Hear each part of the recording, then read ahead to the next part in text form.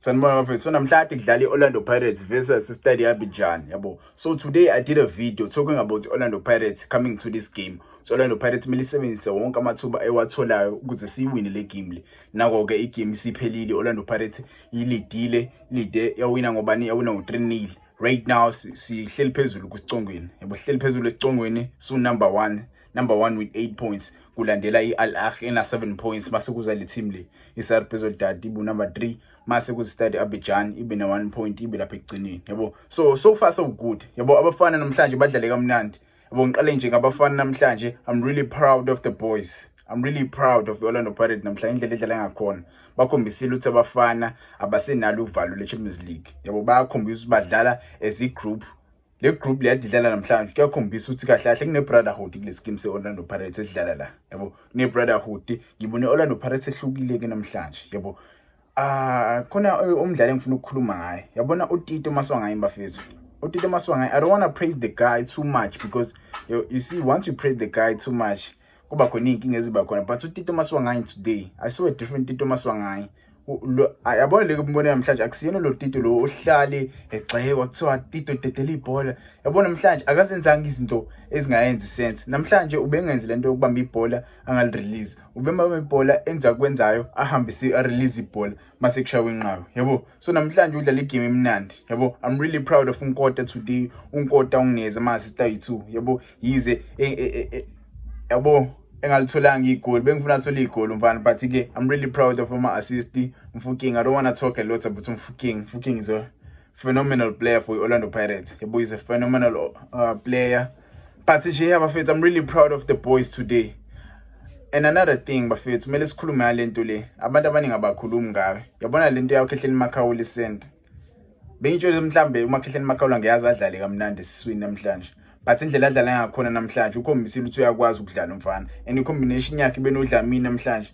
Phela uMbatha bengekho namhlanje. uMbatha bengekho, even nasejimini uMbatha bengekho. I don't know, maybe it's a minor injury or something.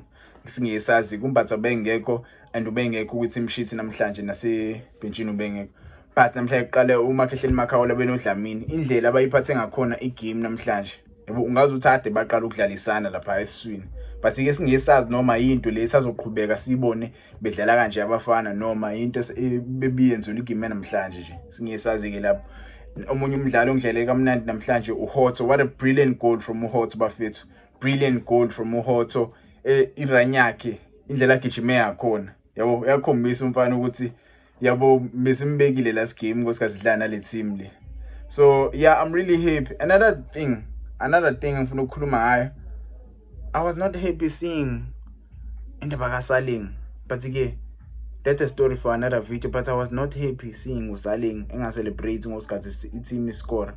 Angazi noma mina yedwa yini ubonile leyo nto. Angazi noma mina yedwa yini ubonile leyo nto. Yabo, ngisazoyenza ivideo ngikhuluma indaba yaSaling. Angathi khona okwenzakalayo.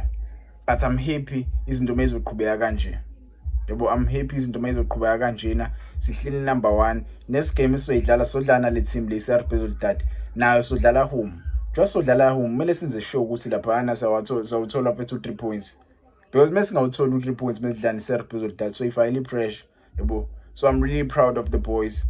Benze umsebenzi kumele bawenze vele. Yabo, sodlana i-Al Ahly. Mase sidlana i-Al Ahly mase senze sure funa khona ukuthi sawuthatha umunye 3 points.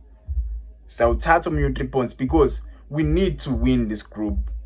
Kona soba ne draw ezosifavor mase siya kuma knockout stages.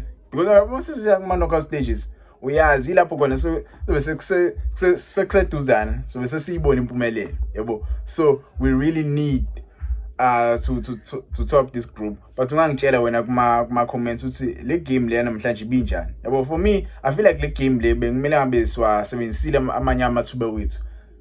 We swatholile amathuba bafethu. Amanye amathuba siwasebenzisanga kahle. Mhlawumbe ngabe le game siwina ngo-5-0, 4-0 or I don't know 6-0. But ke amathuba wona siwatholile. Uref bengekho mnandi kule game le bafethu. Enye nje yama negative le uref bengekho mnandi kule game le.